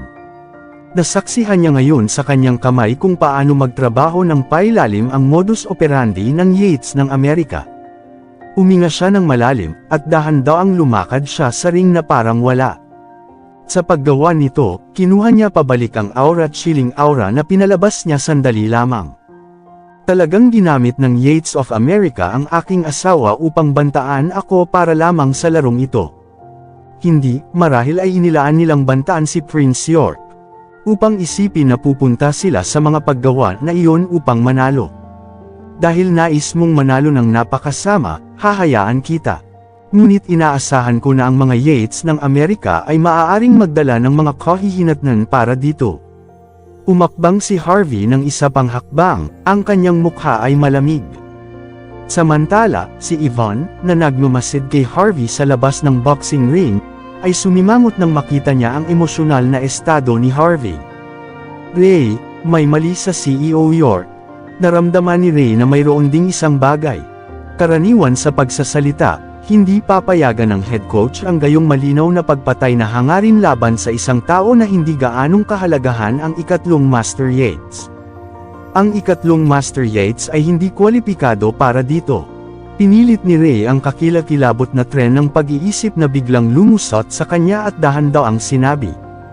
"Hindi mahalaga kung ano, magiging maayos kung siya ay mananalo." Si Joel at Rain, kasama ang maraming iba pa, ay napansin din na may isang bagay na nakasama kay Harvey. Gayunpaman, hindi sila nagbanggit ng anuman at sa halip ay binigyang pansin ang ring. Pumasok sina Harvey at Third Master Yates sa gitna ng boxing ring ng sabay. Ang ikatlong Master Yates ay nagpakita kay Harvey ng isang walang prinsipyong ngiti. Sinukat niya si Harvey, at pagkatapos ay nanligaw, "Ako ay nakakita na maraming mga binata na katulad mo. 3 galaw lang ako para labanan ka. Kung maaari ka pa ring tumayo pagkatapos nito, bibilanggan ko iyon bilang iyong panalo." Naturally, ang ikatlong Master Yates ay labis na tiwala. Nakita niya ang kanyang sarili na walang talo, at ang kanyang katapangan sa labanan ay pangalawa sa wala. Ito ay kumpiyansa na pinarangalan mula sa kanyang matagal na tagumpay sa boxing ring. Gawin ito pagkatapos, hindi maabala si Harvey upang tumugon, tumingin ng mabuti. Unang galaw, dalhin ito. Ang ikatlong Master Yates ay pinakawalan ng isang walang katatawanan na pagtawa. Sa susunod na paggalaw, hiniwa niya ang kanang paa at ibinalik ang kanyang palad sa direksyon ng dibdib ni Harvey. Si Harvey ay nagyelo, ganap na natigilan. Bigla niyang naintindihan kung bakit kailangan ni Butler Yates na gamitin si Mandy bilang bantaan siya. Ang kanyang galaw ay walang kabuluhan. Ang kanyang kamao ay nakarating sa kay Harvey sa isang walang hiyang mabagal na bilis. Ito ang kapangyarihan, sige, maayos. Wala ring kapangyarihan dito. Ang ikatlong Master Yates ay napakalayo sa isang veterano na manlalaban. Sa katunayan, siya ay isang walang kakayahan na tao na hindi maaaring ilagay sa isang nakakakumbinsi na pagpapanggap. Ngunit habang iniisip ni Harvey ang masamang kalagayan ni Mandy, pinilit niya ang kanyang sarili na magpanggap at pagkatapos ay umatras ng 3 hakbang. Ang paningin nito ay nagpadala ng kaguluhan sa karamihan. Sa katotohanan, wala sa kanila ang nakakaintindi sa kanilang nasasaksihan. Ayun, iyon ang ikatlong Master Yates ang unang galaw sa Art of Conversion. Dalhin mo yan. Kung ang live-in na manugang na ito ay hindi makayanan ang unang pag-atake, paano siya maaaring maging kalaban para sa kay Third Master Yates? Ang hindi kanais-nais na tanga na ito ay nakakakuha ng lasa ng ikatlong Master Yates na kadakilaan. Tuturuan niya ito na huwag maging mapagmataas, upang isipin na siya ay kumakatawan sa country age sa laban na ito. Kung kumalat ang balita tungkol dito, ito ang magiging pinakamalaking biro kailanman. Nakakahiya lang ito. Sa gitna ng mga bulong-bulungan ng karamihan, ang ikatlong Master Yates ay malakas na bumulalas. Magbalik. Ilang hakbang na bumalik si Harvey, sa oras na ito patungo sa gilid ng ring. Tumingin siya na parang medyo nakikipag-usap siya at hindi na tumayo. Ang referee ay gumawa ng kanyang hitsura at nagsimulang magbilang ng oras. Pagkaraan ng 10 segundo, inihayag niya na si Harvey ay wala ng lakas upang lumaban muli, at natalo. Tumingin si Third Master Yates kay Harvey, ang pagmamataas na nakasulat sa buong mukha niya. Siya ay Omongal, binata, binigyan kita ng sapat na pagkakataon. Hindi ko inaasahan na matalo ka pa rin. Hindi ko akalain na masisi ako dito. Umalik at sabihin sa kay Prince York na kung nais niyang sumuko, kailangan lang niyang sabihin ito. Hindi na kailangang gumawa ng isang walang silbi na dahilan tulad nito. Malamig na sumulyap si Harvey sa kay Third Master Yates. Inaasahan kong ikaw ay maswerte dito kapag nakikipaglaban ka sa ibang tao. Tumawa si Third Master Yates, at pagkatapos ay lumingon siya. Ang live-in son-in-law na ito ay talagang sinabi na maswerte akong manalo laban sa kanya. Ang kanyang mga salita ay nagpadala sa karamihan ng tao na umuungal sa libangan. Hindi mo ba nakikita na madali ka lang natalo ng ikatlong Master Yates? Ang mga kabataan ngayon ay walang kahihiyan. Ang pagkatalo ay isang pagkatalo, ngunit hindi pa rin niya ito aaminin. Kung hindi ka niya binigyan ng pagkakataon, baka patay ka na. Bakit ang bansa H ay may mga taong tulad nito? Nakakahiya talaga ito. Lumayas ka na dito. Hindi ito lugar para sa iyo. Itinaas ng ikatlong Master Yates ang kanyang kamay ng bahagya, kaagad, lahat ay natahimik. Bata, hayaan mo akong magturo sa iyo ng isang napakahalagang aralin. Ang mga tao ay hindi masyadong mapagmataas. Kung hindi, ikaw ang magiging mabigat na biro ng isang tao maaga o huli.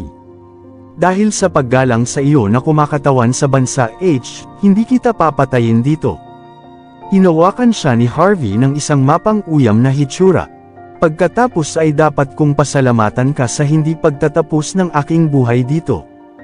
Ang ikatlong Master Yates ay nanginginig ang kanyang ulo na parang isang propesyonal na walang kapantay. Bamantong hininga siya, tungkulin kong turuan ang mga kabataan. Narinig ko na medyo matapang ka sa Buckwood, at maraming beses mong nasugatan ang mga Yates. Sa palagay mo ay malakas ka, ngunit sa katotohanan, ang lahat ay tumanggi lamang na ibaba ang kanilang sarili sa iyong antas. Dahil ikaw ay isang live-in na manugang, dapat ka lamang manatiling masunurin. Sa hinaharap, hindi ka dapat magpakita sa mga okasyong tulad nito. Naturally, ang hangarin ng Third Master Yates ay ang pagyurak sa dignidad ni Harvey. Maraming tao mula sa itaas ng circle sa lipunan ng Buckwood. Sa ilalim ng mga itong mga pangyayari, walang pagkakataon si Harvey na makatakas sa kahalagahan na ito. Takot ka, di ba? Takot na papatayin kita sa isang sampal lang sa susunod na makita kita. Tumingin si Harvey sa kanya, at napatawa. Harvey, sobrang arrogant ka sa kabila ng pagkatalo mo. Wala kang prinsipyo. Bakit ang ikatlong master ay matakot sa maruming tulad mo? Tama ang pangatlong master. Dahil ikaw ay isang taong pinapanatili, kumilos tulad ng isa at manatili. Huwag lamang lumukso sa lahat ng dako at ipahiya ang iyong sarili. Maraming mga tao ang nagsimulang manuya sa kay Harvey, at nagbabalak na pilitin siya ng isang beses at para sa lahat. Siyempre, ang mga kalalakihan sa ilalim ng Morgan Financial Group ay nangunguna sa pagsingil. Ang kawalang galang na si Harvey ay katumbas ng paggalang kay Prince York mismo, sa gayon, sila ay lubos na handa sa kanilang mga aksyon. Bibigyan kita ng isang huling pagkakataon, Harvey. Lumuhod at humingi ng awa. Aminin ang iyong mga pagkakamali. Ang ikatlong Master Yates ay nagsuot ng isang nakaistilong titig. Ito ang pagtatapos na nais niya. Upang mag-isip ng ilang araw na ang nakalilipas, ang mapagmataas na live-in na manugang na ito ay talagang nang ahas na bantaan ng Yates ng Amerika, na hinihiling na lumuhod sa kanilang sarili at awa sa bahay niya. Nais ng ikatlong Master Yates na ang marumi na ito ay lumuhod mismo bago ang maraming tao na naruroon. Pangatlong Master Yates, hindi pa tayo tapos dito. Sa sinabi nito, tumalikod na si Harvey at umalis sa lugar. Nagpalitan sina Yvonne at Ray ng sulyap bago tumakbo sa kanya. Ilang sandali, malakas na pagtawa ang umalangaw mula sa loob ng gymnasium. Sa paningin ng karamihan, ang Sky Corporation ay nabigo upang makamit ang kanilang mga layunin. Ang reputasyon ng ikatlong Master Yates ay tumaas na parang skyrocket sa hindi masabi na taas, kasama ang Yates ng Amerika. Ano ang nangyari sa head coach? Walang paraan na nagawa niyang talunin ang head coach sa dalawang galaw na iyon. Si Yol ay nagsuot ng isang kakilakilabot na mukha.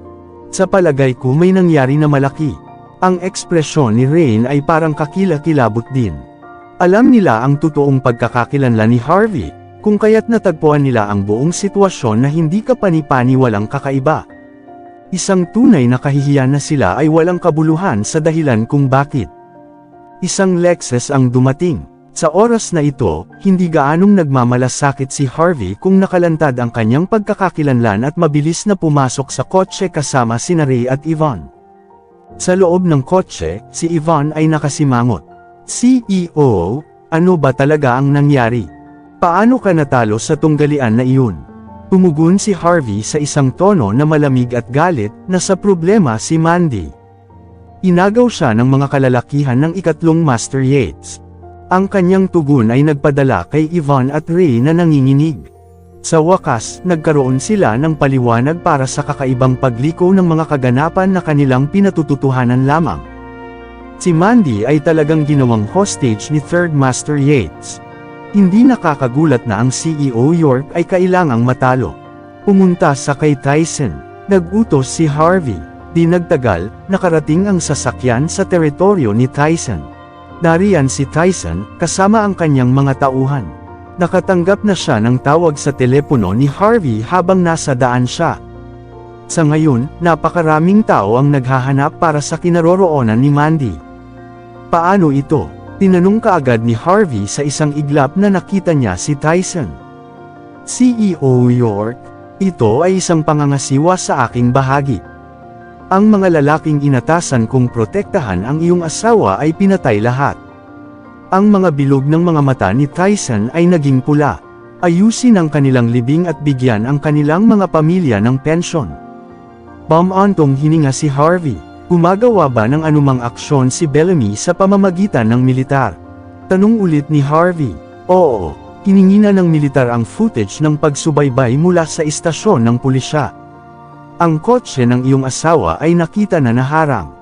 Pagkatapos ay kinaladkad siya palayo ng maraming kalalakihan.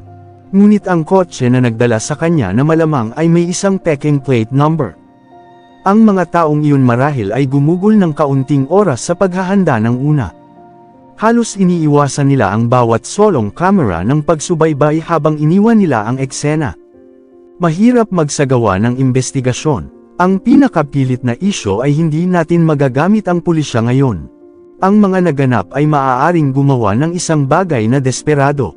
Hindi natapos ni Tyson ang kanyang pangungusap, ngunit malinaw ang kanyang mga implikasyon. Ang bagay na ito ay dapat na malutas ng lihim. Kung iniulat nila ang insidente sa pulisya at hinanap sa publiko si Mandy, maaaring patayin lang ng kabilang partido si Mandy at umalis. Hindi ito dapat mangyari. Ang mukha ni Harvey ay nagyelo. Ang buong gulo na ito ay dahil sa kay Third Master Yates. Sa pagdalaw sa lugar ni Tyson, naintindihan ni Harvey ang lahat at natapos na ang ikatlong Master Yates ay isang walang silbi na basura na walang pahiwatig kung paano magtapon ng isang suntok. Ang kanyang mga kalalakihan na kumuha kay Mandy ay isang gawa ng direktang paghihimok laban kay Prince York. Ang kanyang tunay na layunin ay upang pilitin si Prince York na aminin ang pagkatalo sa boxing ring. Tulad ng kung bakit sila nagpunta para sa kay Mandy, ang kanilang pangangatuwiran ay sapat na simple upang maunawaan. Si Buckwood Yates ay palaging nasa opinyon na siya ay lihim na kasintahan ni Prince York. Sa huli, ang isa na lumaban sa boxing ring ay si Harvey. Si Butler Yates na gumamit kay Mandy upang bantaan si Harvey ay makatwiran. Kung ang Yates ng Amerika ay tunay na gumawa nito para sa isang tagumpay lamang sa ring, pagkatapos ay ilalabas na nila si Mandy ngayon. Ang katotohanan na hindi pa nagpakita si Mandy ay patunay na ang mga bagay ay hindi gaanong simple. CEO, ano ang nangyayari? Sino ang nasa likod ng lahat ng ito? Si Tyson ay nagsuot ng isang nababagabag na ekspresyon. Ang lahat ng mga kalye ng Southlight ay nasa ilalim ng kanyang kontrol, at gayon pa man ang nagkasala ay nagawa pa ring agawin si Mandy. Ligtas na sabihin, ang tao sa likod ng lahat ng ito ay napakalakas. Ito marahil ang mga Yates ng Amerika. Karaniwan silang hindi nag-iiwan ng anumang mga bakas. Ang mga taong gumawa nito ay naglalaro na parang hindi sila konektado sa pamilyang iyon, kahit sa publiko. Sabihin sa iyong mga kalalakihan na mang-alap ng karagdagang impormasyon. Tingnan kung mayroong anumang mga grupo sa ibang bansa na nagmula sa ibang bansa kamakailan, tahimik na sinabi ni Harvey. Hindi niya papayagan na lumayo ang Third Master Yates. Ang mga Yates ng Amerika ay dapat sirain. Sa kabila nito, wala sa mga ito ang kanyang pangunahing prioridad sa ngayon. Ang pinakamahalagang bagay ay upang matiyak ang kaligtasan ni Mandy, iyon ang una at pinakamahalaga. Panigurado, CEO York. Selyuhan namin ang bawat solong kalsada na palabas sa Buckwood. Malalaman namin ang kinaroroonan ng iyong asawa, sinabi ni Tyson. Bigla, tumunog ang telepono ni Harvey, ito ay si Mandy. Umiling si Harvey, isang bahagyang panginginig na sumasalakay sa kanya. Sinagot niya ang tawag gamit ang isang nanginginig na kamay. Gusto ko ng $150 milyong na cash. Ang isang sadyang binagong tinig ay lumabas mula sa kabilang panig ng telepono. Fine. Ang lokasyon at ang halaga ay hindi isang problema. Ngunit kailangan kong tiyakin na ligtas siya, sinabi ni Harvey nang walang pag-aatubili. Ang pera ay hindi isang problema ngayon. Hey, hoy, ang iyong live-in na asawa ay nais na makipag-usap sa iyo. Bilasan mo, buti na lang, Harvey. Huwag kang mag-alala tungkol sa akin. Naririnig ang tinig ni Mandy. Walang tila wala sa karaniwan, at natagpuan ni Harvey ang kanyang sarili ng madali. Natatakot siya na papatayin siya ng mga kidnappers ni Mandy nang walang pag-aatubili. Dahil gusto nila ng pera, nangangahulugan iyon na may pagkakataon na mailigtas si Mandy. Dapat ka nang maginhawa ngayon, di ba? Bibigyan kita ng 12 oras upang makakuha ng pera. Makikipag-ugnay ako sa iyo muli, pagkatapos ay nag-hang up agad ang tumatawag. Pinubuo ni Harvey ang kanyang sarili. Nang magsalita siya, ang tono niya ay malumanay. Alam ko kung sino ang kumidnap kay Mandy. Sino ito? Ito ay si Zack Zimmer.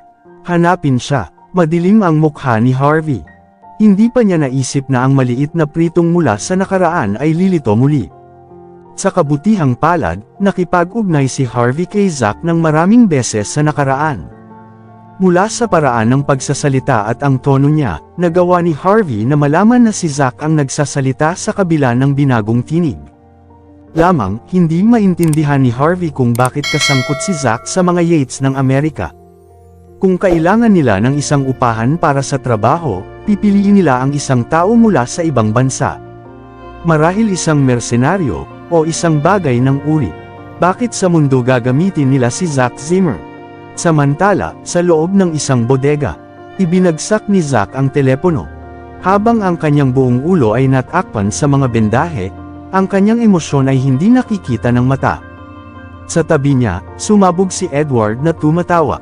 Hindi masama, napakahusay mo.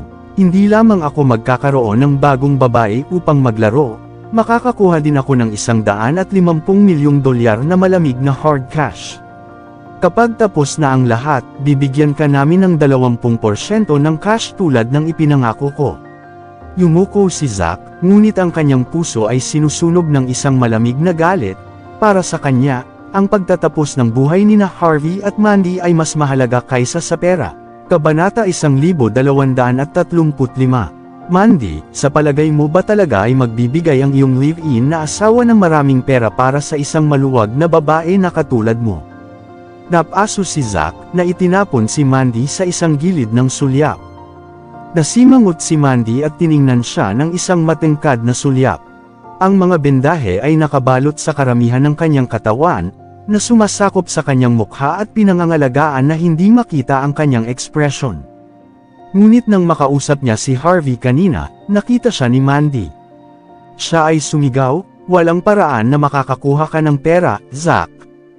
Ang dating mapagmataas na si Zack ay natigilan sa mga salita ni Mandy at tinawag ang kanyang pangalan. Agad siyang tumayo sa galit. Hindi na kailangang magpanik, nahulaan ko na kung sino ka talaga. Kahit na tumanggi kang aminin ito, ano ang punto? Sa palagay mo ba ay hindi rin mahulaan ni Harvey kung sino ka rin? Zack Zimmer, overconfident ka. Ang ekspresyon ni Zack ay nagbago sa pagitan ng iba't ibang mga estado. Sa wakas, sa isang malalim na paghinga, tinanggal niya ang mga bendahe sa kanyang mukha. Ang mga peklat na naka-ekis sa balat ng kanyang mukha. Gayunpaman, ang kanyang ngiti ay nanatiling nakikita. Lumapit siya kay Mandy at nagsalita ng isang malamig na parang ahas. Kaya paano kung nalaman mo ang aking pagkakakilanlan? Kapag nakuha ko ang $150 milyong, malaya na akong pumunta kahit saan ko gusto. May magagawa ako, gagawin kong dalhin ni Harvey ang pera sa kanyang sarili. Kapag narito siya, ang lahat ng mga taong ito ay paglaruan ka mismo sa harap ng kanyang mga mata. Hindi mo naisip na mangyari ang ganito ngayon, di ba? Medyo natakot ang ekspresyon ni Mandy, ngunit nanatiling kalmado siya. Hindi lahat ay madali, Zack. Sa palagay mo ba ay mabuhay ka pa rin upang gastusin ang pera na makukuha mo? Nahuhulaan na ni Mandy kung sino talaga si Harvey. Kung siya ang tunay na lalaki na akala niya, kung gayon ang mga pagsisikap ni Zack hanggang sa puntong iyon ay walang saysay. Tumawa si Zack. Ano ang ibig sabihin ni Mandy? Hindi niya talaga iniisip na kapaki-pakinabang ang kanyang asawa, di ba? Kahit na sinusubukan niyang ipagmalaki ang kanyang asawa, walang punto sa pagsasabi ng mga bagay na tulad nito. Hinawakan ni Zack ang mga pilat sa kanyang mukha. Mandy, natutunan mong makipag-usap ng malaki.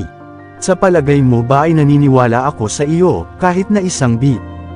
Sigurado, ang iyong live-in na asawa ay may suporta ni Prince York.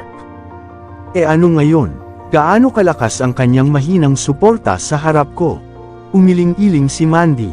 Hindi niya maipaliwanag ang kanyang mga haka-haka, at hindi rin niya ito sasabihin kay Zack.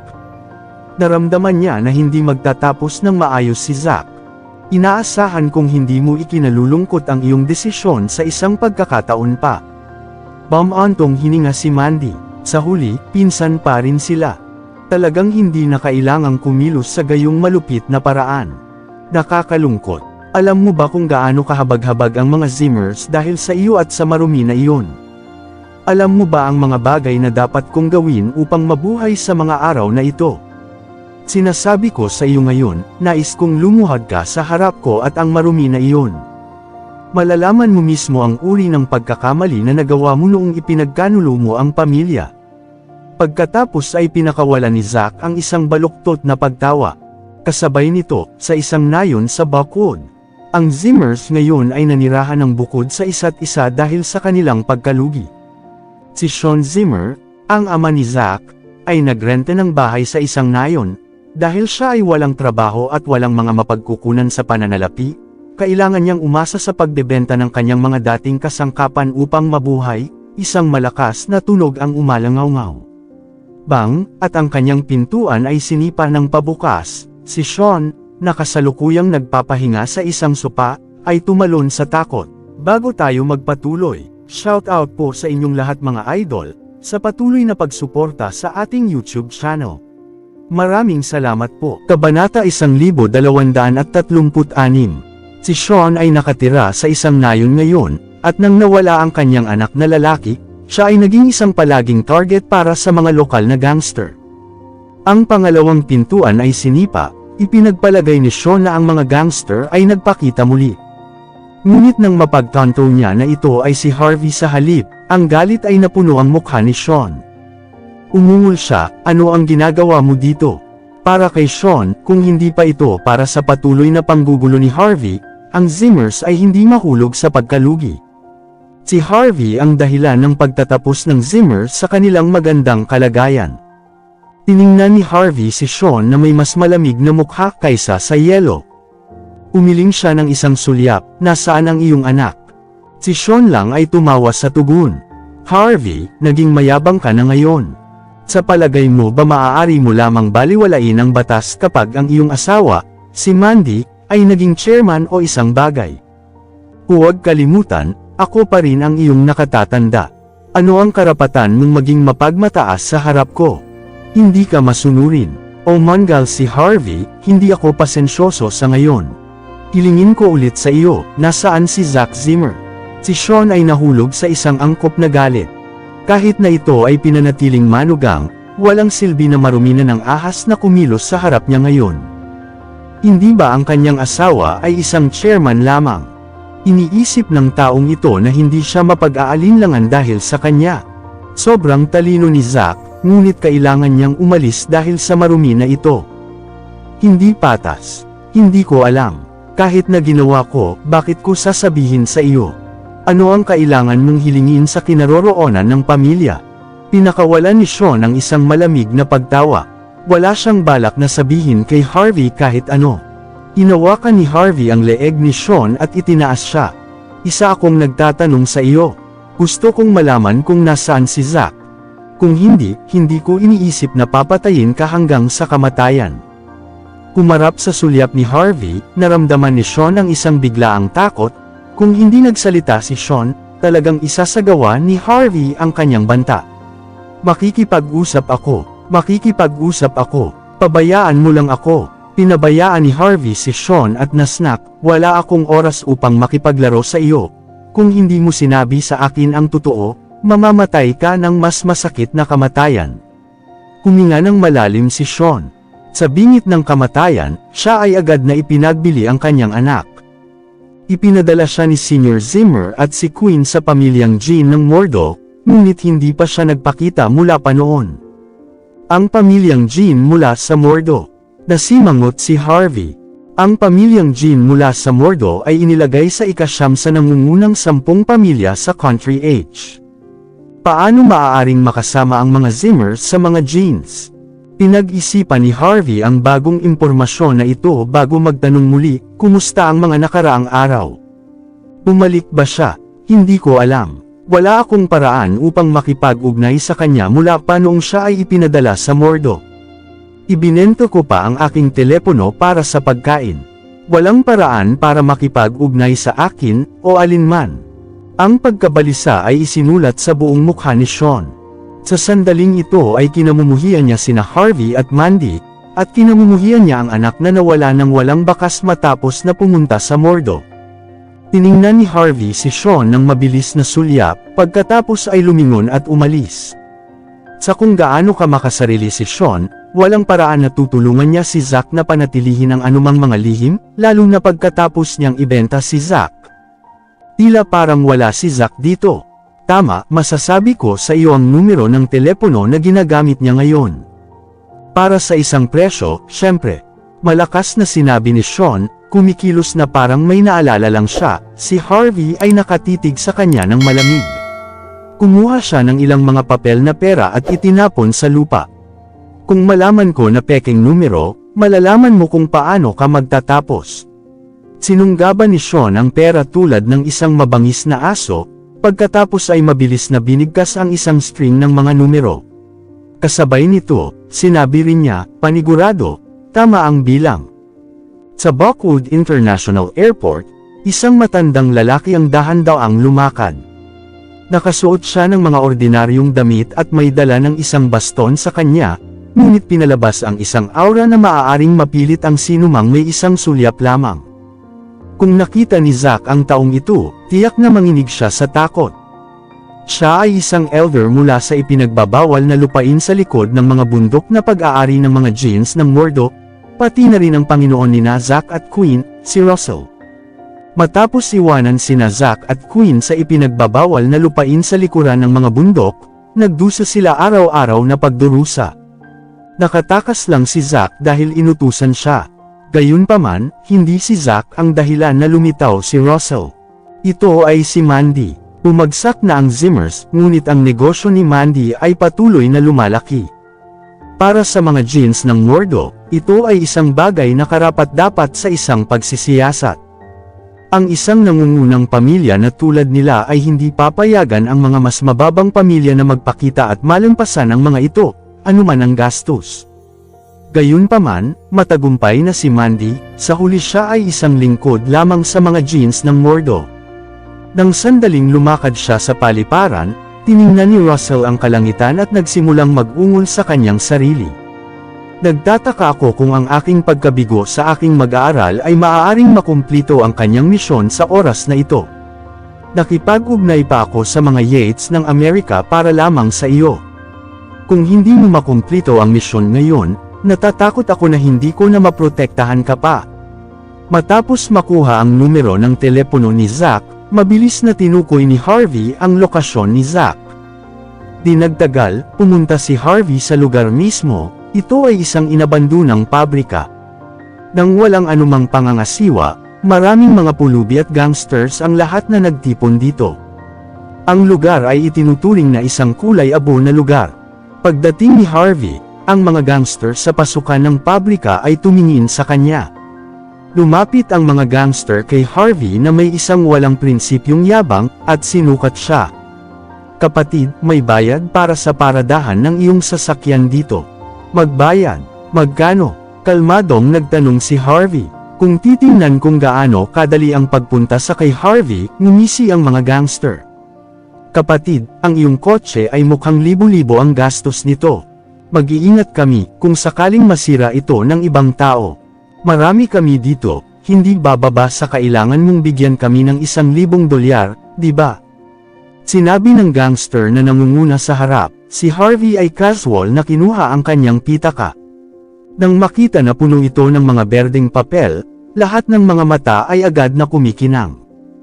Hindi nila nais ang higit pa sa pagnanakaw sa kanya sa lugar. Kinuha ni Harvey ang $1 at inihagis ito sa lupa. Ano sa palagay mo ang ginagawa mo, bastard? Sinusubukan mo bang iinsulto kami? Inalis ng mga gangster ang kanilang mga tubo ng bakal, walang awa na nakakabit sa kanilang mga mukha. Nasa linya sila ng trabaho, na ito. E-blackmail ang sinumang maaaring ma-e-blackmail, at kung hindi, gumawa ng aksyon. Masama ako, pinabalaan kita. Kuhanin ang $1 at umalis. Yumanggal si Harvey. Sino ka? Gaano ka katapang maging mapagmataas sa aking teritoryo? Ang gangster sa harap ay kumaway sa kanyang kamay. Agad-agad, 12 ang mga gangster ang nakapaligid kay Harvey, bawat isa sa kanila ay nagdadala ng mabisyo na hitsura. Naranasan nila ang mga bagay na tulad nito. Kung nagtuturo sila ng mga mayayaman tulad ni Harvey ng isang aralin, ang mga taong iyon ay karaniwang magbibigay ng mabuti. Wala pang 1 minuto, natapos ang mga gangster sa lupa. Marami sa kanila ang nasira ang kanilang mga paa, at tiningnan nila ngayon si Harvey ng buong takot. Pinapahirapan nila ang mahina at kinatatakutan ang malakas. Hindi nila ipinang-ahas na hindi mamulat kahit na ang kaunting puot laban sa mga taong tulad ni Harvey, kahit na kumatok siya sa kanila. Panatilihin ang pagbabantay ng aking kotse. Kung nakikita ko kahit isang gasgas dito, lahat kayo ay mamamatay. Nagbabala si Harvey. Pagkatapos ay tumungo siya patungo sa lugar sa paligid ng pabrika. Pumasok si Harvey sa bodega ng pabrika, malamig pa rin ang kanyang mukha. Sino ka? Hindi mo ba alam na ito ay pribadong pag-aari? Lumayas ka dito. Ang ilang mga blonde at asul na mata ng mga dayuhan ay lumitaw mula sa mga anino ng gusali ng pabrika. Ang isa sa kanila ay nagdala ng isang military look. Tiningnan niya si Harvey ng isang madilim na sulyap. Mga kalalakihan kayo ni Third Master Yates. Ikaw ang kumuha ng aking asawa, tama.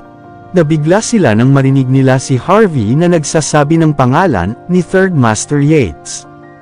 Ang taong blonde na nakatayo sa harap niya, si Edward, ay naglaki kay Harvey para sa isang maikling segundo. Sinubukan namin ang lahat upang makuha ka, ngunit hindi namin inaasahan na magpakita ka sa iyong sarili. Inutusan kami ng ikatlong Master Yates na papuntahin ka rito at papatayin ka. Ngayong narito ka na, hindi na kailangang mag-aksaya ng oras na ako ay maghihintay para sa iyo. Kunin mo siya. Sa susunod na sandali, lahat sila ay sumugod sa kay Harvey ng sabay-sabay. Bang! Pa! Nagpadala si Harvey sa isang dayuhan na nagmamadali patungo sa kanya na lumilipad gamit ang isang solidong sipa. Bang! Pa! Ang susunod na sipa ni Harvey ay agad na nakarating sa ulo ng ibang lalaki, na pinilipot ang kanilang leeg sa kakaibang anggulo. Bang! Bang! Bang! Sumandal si Harvey at pinukpok ang mga kalalakihan, isa-isa. Nang makarating siya sa kanyang huling suntok, si Edward lamang, na ngayon ay ang pagmumukha ay kakilakilabot, ang naiwan. Ang kanyang mga tauhan ay lahat ng mga sundalo na nakipagdigma dati. Ang 100 mga veterano ay hindi rin maihahambing sa isa sa kanila. Ngunit ang taong ito, wala sa kanila ang maaaring humadlang kahit isang solong isa sa kanyang mga galaw. Ikaw, hindi ka normal. Aling puwersang militar galing ka? Hiningi ni Edward, ang pawis na dumudulas sa kanyang mukha. Ang mga taong may talento lamang mula sa militar ang maaaring mahawakan ng mga tiyak na galaw ng labanan. Ang mga show-off ay sinanay sa mga gym at dojos kahit saan. Walang paraan na maaari nilang hawakan ang ganitong uri ng kapangyarihan. Ako, hindi ako mula sa militar, ngunit pinangunahan ko ang sword camp dati. At tinawag nila akong head coach, sinabi ni Harvey na sumusulong. Nagulat si Edward, ang head coach mula sa sword camp. Siya ay isang alamat mula sa puwersang militar ng Country H, isang buhay na alamat. Siya ang tumalo sa lahat ng 5 pinakamalakas na bansa na bumalik sa isang digmaan. Thud! Agad na napaluhod si Edward sa lupa ng walang pag-aalangan. Head coach, hindi ko alam na ikaw ito. Hindi ko talaga alam. Hindi ako bahagi nito. Kinuha lang ako ng ikatlong Master Yates na gawin ito. Ginawa ko lang ang kailangan ko para sa pera. Hindi ko na ito gagawin ulit. Patawarin mo ako. Crack! Sa susunod na sandali, lumitaw si Harvey sa tabi ni Edward. Sa pamamagitan ng isang twist ng kamay ni Harvey, si Edward ay lumubog sa lupa, ang kanyang mukha ay nagbubunyag ng kanyang takot sa kamatayan. Boom! Ang pintuan ng bodega ay sinipa ni Harvey kaagad pagkatapos. Sino ang nandoon?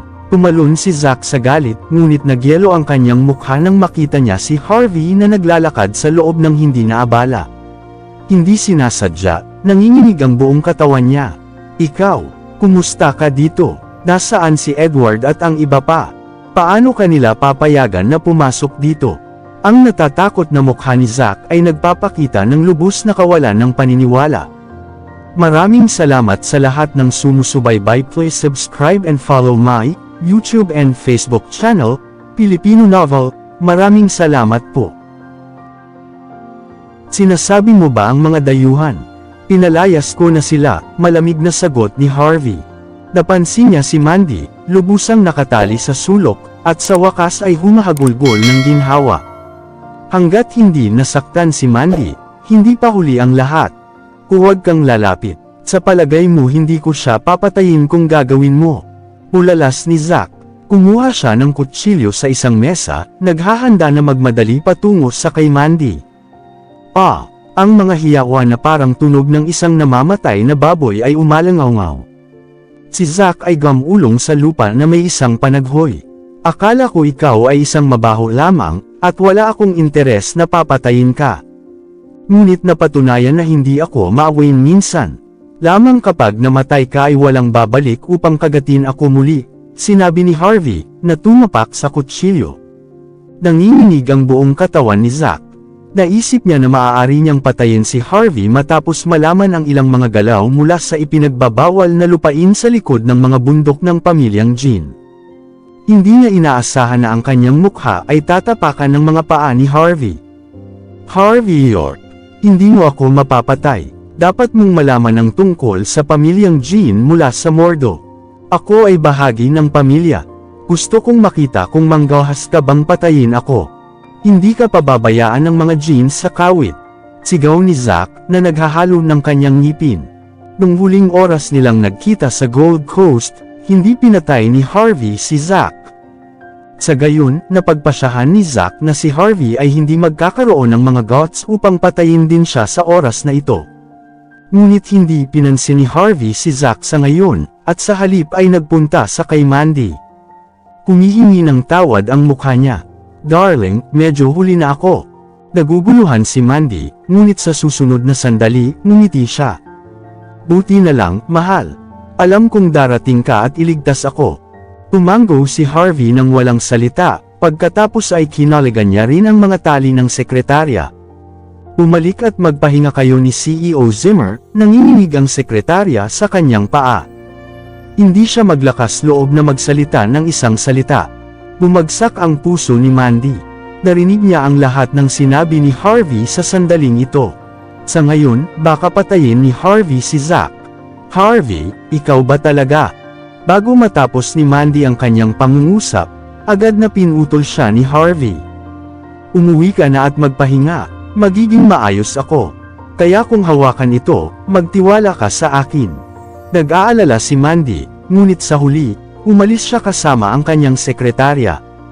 Nang makita niya ang isang tumpok ng mga katawan sa labas ng bodega, napasinghap siya at nanginginig ang kanyang katawan.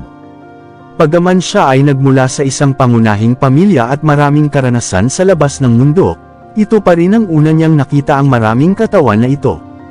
Harvey, sino ka? Ang puso ni Mandy ay napuno ng kawalan ng katiyakan. Nawala ang ngiti ni Harvey matapos umalis si Mandy at ang kanyang sekretarya, pinalitan ng isang malamig na ekspresyon. Ang mamasa-masa na bodega ay naramdaman na parang isang freezer. Harvey, alam kong hindi kita matalo. Ngunit mayroon ka bang mga bayag upang patayin ako? Kahit na mayroon kang lakas ng loob ng mga Diyos, hindi mo ito gagawin. Tumigil na si Zack sa pagiyak. Patuloy na umiikot ang kanyang katawan, ngunit kahit noon, kinagat pa rin niya ang kanyang mga ngipin at nagpapatakbo ng kanyang bibig. Kung namatay ako, hahanapin ka ng mga jeans mula sa Mordo para sa paghihiganti. Ikaw, nararapat ka ba? Ang mukha ni Harvey ay nagbigay ng isang chilling expression. Ang aking Panginoon ay mula sa pamilyang Jean, isang elder mula sa ipinagbabawal na lupain sa likod ng mga bundok. Paano maiintindihan ng isang mababang tao na katulad mo ang kadakilaan ng aking Panginoon? Huminga si Zack ng isang guwang na pagtawa. Kabanata 1240. Hindi ko alam kung ano ang ipinagbabawal na lupain sa likod ng mga bundok. Ngunit alam ko na walang makakapigil sa akin kung nais kong pumatay ng isang tao, sinabi ni Harvey. Mas diniin niya ang kanyang mga paa, na nagdurog sa mukha ni Zack. Malapit nang lumubog ang ulo ni Zack. Ang kanyang ulo ay naramdaman na malapit nang sumabog, at hindi niya maiwasang mapasigaw sa paghihirap. Hindi niya inaasahan na papatayin siya ni Harvey, at hindi rin niya inaasahan na talagang papatayin siya ni Harvey. Noon lang, ang mga labi ni Harvey ay sumimangot sa isang nakasimangot. Mabilis siyang umatras at tumungo sa tagiliran. Kaagad pagkatapos, itinapon niya ang isang kamao sa tabi niya. Boom! Ang kanyang kamao ay kumatok sa isang baston, na tumusok sa isang pader na nagpang-inog mula sa epekto. Master, ikaw ba? Tulungan mo ako. Pinuksan ni Zack ang kanyang bibig at nagsimulang magpumilit, na parang nakakuha siya ng isang dayami na nagsagip sa kanyang buhay. Tumitig si Harvey at tumingin sa pasukan ng bodega. Ang isang matandang lalaki na nakasuot sa isang suit ay makikita na naglalakad sa loob, ang kanyang mga braso ay nakatiklop ng maayos. Ang kanyang buhok ay kasing puti ng nyebe, ngunit siya ay puno ng enerhiya. Ang sinaunang martial arts, ang jeans mula sa Mordo. Nag-ungol si Harvey. Nang magpalista si Harvey sa militar, narinig niya ang mga alingaw tungkol sa maraming grupo ng mga tao na nakatago mula sa mundo sa ilang mga sinaunang pamilya ng bansa H. Nagsagawa sila ng mga pamamaraan na ipinasa mula sa sinaunang linya ng bansa H, tulad ng nakakasakit at nagtatanggol na martial arts, bukod sa marami pa. Ang lahat ng mga pamamaraan na ito ay may isang karaniwang pangalan. Sinaunang martial arts. Ipinagpalagay ni Harvey na lahat ito ay isang alamat lamang. Hindi niya naisip na siya ay mahuhulog sa isang sinaunang martial artist sa araw na iyon. Bata, bakit hindi mo ako iginagalang at hayaan siyang umalis dahil alam mo ang tungkol sa pamilyang Jin mula sa Mordo? Mahinahon na sinabi ni Russell, ngunit ang sulyap ni Harvey ay nagpatakot sa kanya. Paano kung sasabihin kung hindi? Malamig na nagtanong si Harvey. Ang dalawang kababaihan ay hindi pa nakaalis sa ngayon, kilala mo ba sila? Maaaring hindi ko mapigilan ka, ngunit mayroon ka bang kinakailangan upang mapigilan ako sa pakikitungo sa mga kababaihan? Ngumiti si Russell. Sa halip na makaramdam ng kahihiyan sa kanyang maruming taktika, tila ipinagmamalaki niya ang kanyang sarili. Sinulyapan ni Harvey si Russell. Ang kakayahan ng matandang ito ay isang bagay na kahit na ang mga tao sa labas ay hindi maihahambing. May posibilidad na ang kanyang mga tauhan ay maaaring maghintay sa labas. Upang matiyak ang kaligtasan ni Mandy, hindi dapat pilitin ni Harvey ang kanyang kamay. Tandaan, huwag mo na akong makita muli. Kung hindi, mamamatay ka. Humakbang si Harvey sa mukha ni Zack isang beses bago dahan-dahang umalis sa bodega. Nang umalis si Harvey, hinawakan ni Russell ang kutsilyo sa kamay ni Zack. Master, hindi na tumayo si Zack. Maaari lang siyang lumuhad sa lupa. Marumi. Agad na ipinadala ni Russell si Zack na lumipad gamit ang isang sipa. Pagkatapos ay lumapag si Zack sa lupa, umubo ng isang subo ng dugo. Ang jeans mula sa Mordo ay opisyal na papasok sa merkado ng Buckwood mula ngayon at magtatag ng isang bagong kumpanya. At ikaw ay kumakatawan sa mga interes ng pamilyang Jin sa Buckwood. Huwag mo akong bigon. Kung hindi, masisiguro ko na hindi mo makikita ang pagsikat ng araw sa susunod na araw. Si Zack, na nanginginig sa takot, ngayon ay natagpuan ang kanyang sarili na nagising. Kung siya ay naging tagapagsalita para sa mga Jins mula sa Mordo, magkakaroon siya ng isang shot sa paghihiganti. Kasabay nito, sa Yates na tahanan ang Ancestral. Ibinagsak ni Butler Yates ang kanyang telepono, hindi makapaniwala ang nakasulat sa buong mukha niya. Ano ito? Ang ikatlong Master Yates ay nagtanong ng walang tigil habang tinatapon ang kanyang tsaa. Si Butler Yates ay galit na nagbago ng kanyang mga ekspresyon bago sumagot sa isang makitid na tono, nagkaroon ng problema, pangatlong Master. Ang mga kalalakihan na inayos namin sa kulay abo na lugar ay lahat ay nasawi. Hindi namin alam kung sino ang gumawa nito, ngunit malinaw na sila ay sumusunod sa atin. Inaasahan ko na si Prince York ang nasa likod ng lahat ng ito. Ang paraan ng pagpatay sa mga kalalakihan ay eksaktong kapareho ng kung paano namatay ang mga kampyon sa boxing sa Texas. Ang ikatlong Master Yates ay nanginginig ng bahagya. Matapos ang kanyang tagumpay sa boxing ring, hindi niya inaasahan na mayroon pa ring mga taong nang ahas na pukawin siya. Gaano karaming mga lalaki ang magagamit pa rin natin? Tahimik na nagtanong si Third Master Yates.